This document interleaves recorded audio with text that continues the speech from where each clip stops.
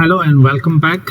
Today we are tackling some key short answer questions that have appeared in previous university exams. These are crucial for your understanding of global politics and international organizations. We'll break them down with simple explanations, real-world examples, few quick insights to help you write better answers in your exam. So let's begin. The first question which appeared and we are going to talk about is unipolar world. So what is a unipolar world? The term unipolar world refers to an international system where a single country dominates global affairs militarily, economically, and politically. So what is the best example? The best example is the post-Cold War era after 1991, when the United States emerged as the sole superpower following the collapse of the Soviet Union. But why did this happen? It happened because, just to recall, the Cold War, which occurred between 1947 and 1991 roughly, was a classic bipolar world dominated by the USA and the USSR. After the Soviet Union's dissolution, that means disintegration, the US became the only global hegemon. That means the US became the only global dominant power, leading military intervention, shaping economic policies, and influencing international institutions. So the question which appears now is that, is the world still unipolar? Not exactly. Since the 2000s, emerging powers like China, Russia, and India have challenged the US dominance, pushing the world towards a multipolar or at least a uni-multipolar world order. The rise of BRICS, that is Brazil, Russia, India, China, and South Africa, China's Belt and Road Initiative, and Russia's geopolitical moves, all these show that power is more distributed now than in the 1990s. So for your exams, a well-structured answer should include definition of unipolarity, example of post-1991 US dominance, and transition towards multipolarity with China, Russia, India, and others. So moving on to our second key concept. The second key concept is missile technology control regime. It is a frequent topic in IR and defense studies. So what is MTCR? The missile technology control regime, known as MTCR, is a voluntary international partnership formed in 1987 to prevent the spread of missile technology capable of carrying nuclear weapons. Why was it created? Countries feared that long-range missiles could be used to deliver weapons of mass destruction, that is WMDs, which may lead to global security threats. So this was the reason that it was created, and the MTCR restricts missile exports with a range of over 300 kilometers and a payload of more than 500 kilograms. So who are its members? Initially it had only 7 founding members, but today over 35 countries participate. That include India. India joined in 2016. Remember that. So why does MTCR matter then? Because it affects India's missile program. By joining MTCR, India gained access to advanced missile and drone technology, but China is not a member, remember,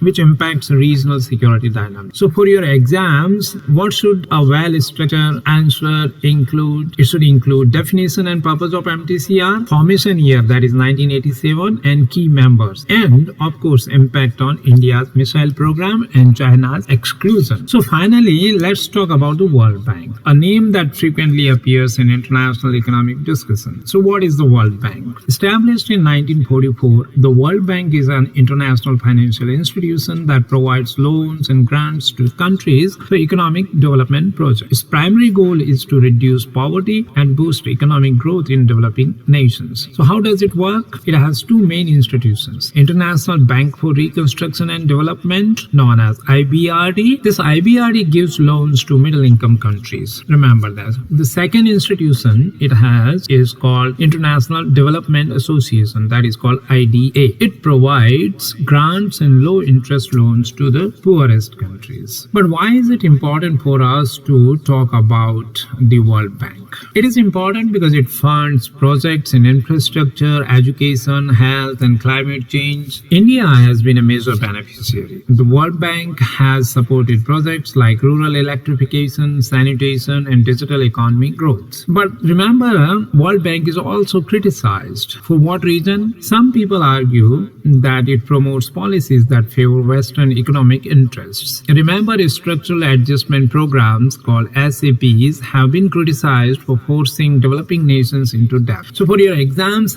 structured answers should include definition and purpose of the World Bank, key institutions like IBRD and IDA, impact on developing countries and India, and criticism and reforms. So that's it for today. We covered three important topics: the unipolar world, the MTCR, and the World Bank. These questions were asked in 2023 SAM exam, and these are essential for your exams and also for understanding global affairs. If you found this useful, let me know in the comments what topics you'd like me to break down next. Keep learning, stay curious.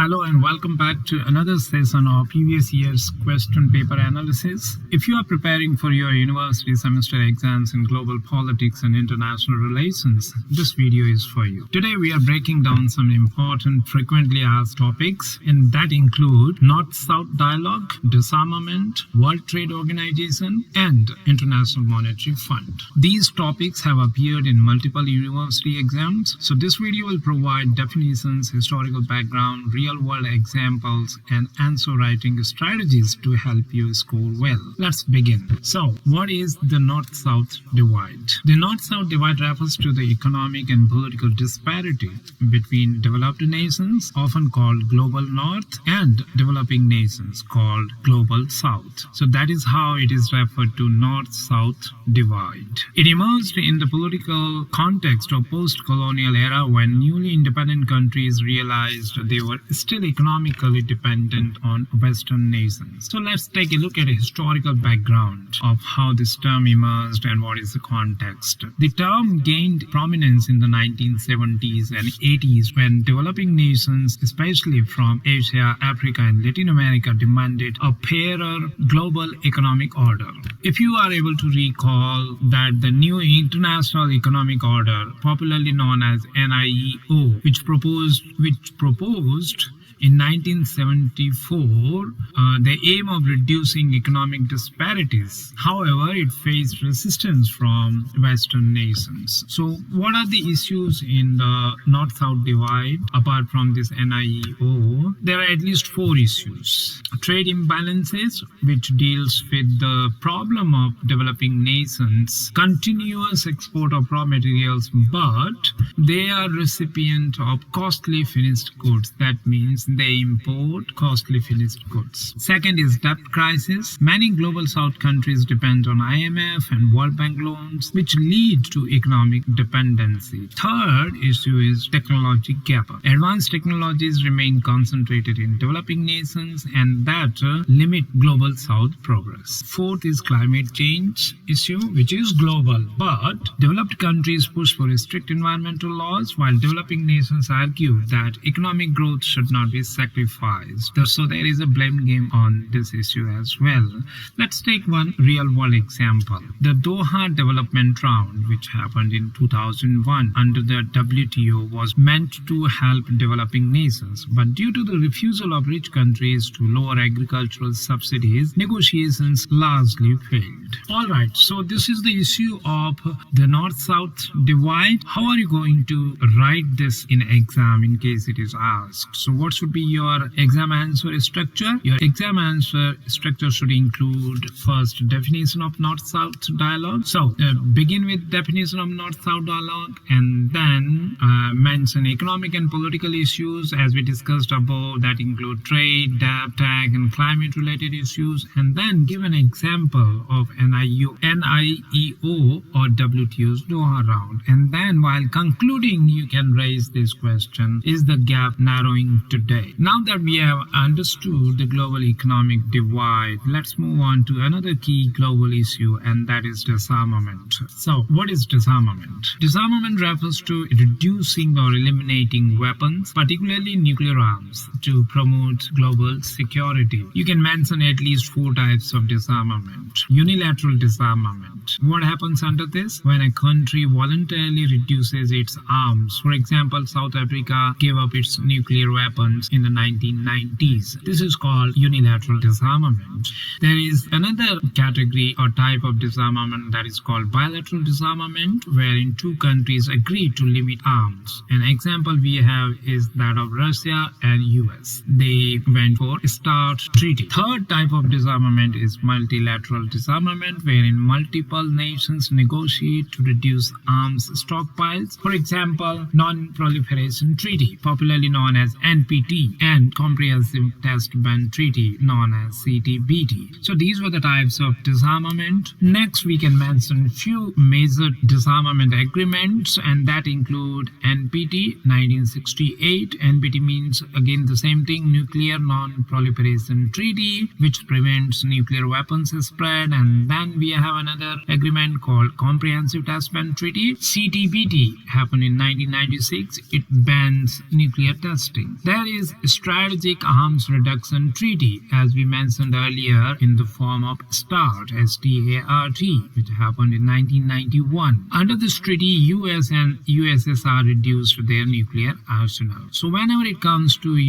writing brief, precise answers, you can mention major disarmament agreements, not everything in the name of agreement. Alright, so the next step should be discussing challenges to disarmament. That includes geopolitical rivalry. Under this, what happens? The US, China and Russia distrust each other, which makes disarmament difficult. Then there is another issue of failure of treaties. North Korea withdrew from NPT, for example, and developed nuclear weapons. Then we have issue of arms industry influence. So what happens under arms industry influence? This is a reality that the global arms trade is worth billions, which creates resistance to disarmament. So what is the real world example? Despite NPT, countries like India, Pakistan and North Korea developed nuclear weapons because they treated NPT and CTBT as biased treaties in favor of Western countries. Recently, the Russia-Ukraine war has further increased nuclear tensions. So, given this content, how are you going to structure your answer for exam in case question of disarmament comes? You can first begin by providing definition and types of disarmament, and then go on to mention some major treaties like NPT, CTBT and START, and then move on to discuss challenges and real world examples. And lastly, you can focus on current relevance by raising the question such as, are we closer to or farther from disarmament? Now, let's shift our focus to economic institutions that shape global trade, and we will be starting with the WTO, that is called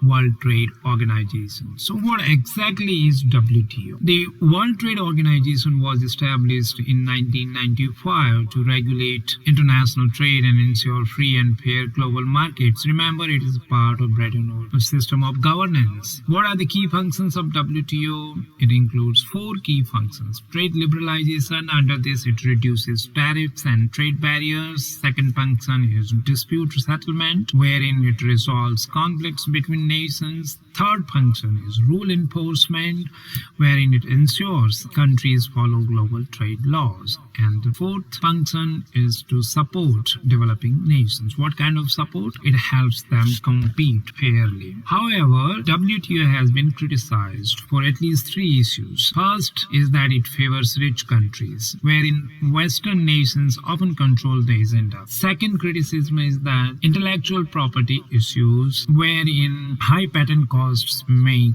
medicines expensive. Third one is that it failed to reform. Developing countries demand fairer policies, but progress is slow. Alright, we can take one real-world example wherein we can consider India's case. So what happened? India won a WTO case against the US regarding steel tariffs, which provided that WTO can enforce trade fairness. So this is a very interesting example. You can still add some more points if time allows. So how are you going to write answer? First, begin with by defining WTO, then discuss functions of WTO, then go on to describe real-world case studies, and then little bit criticism, and then suggest reformations if any. So now we are moving on to the last segment of this video discussion, and this is called the International Monetary Fund. What is the IMF?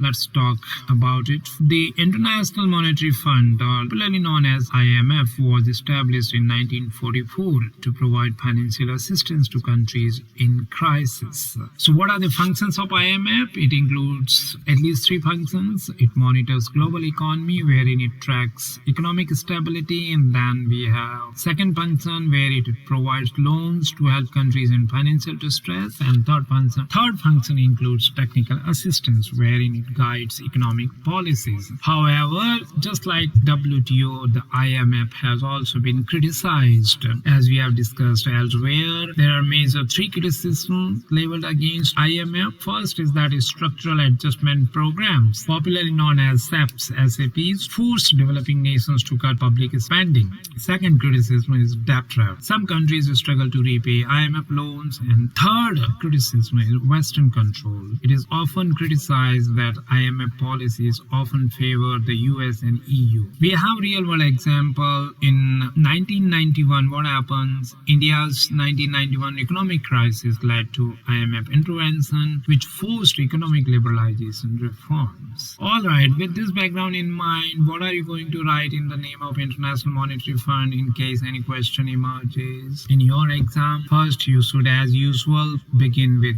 definition, then mention functions of IMF, then give example of India's 1991 crisis, and then you can discuss criticism of IMF and possible reforms if any. Alright, we have covered 4 issues in today's video session. First is North-South dialogue, which talks about economic divide and challenges, and then second issue is of disarmament, wherein treaties and challenges are discussed. Third is WTO, which is called global trade's key player, and fourth one is International Monetary Fund, the IMF, which is labeled as financial rescuer or debt trap, both way. Alright, see you in the next one.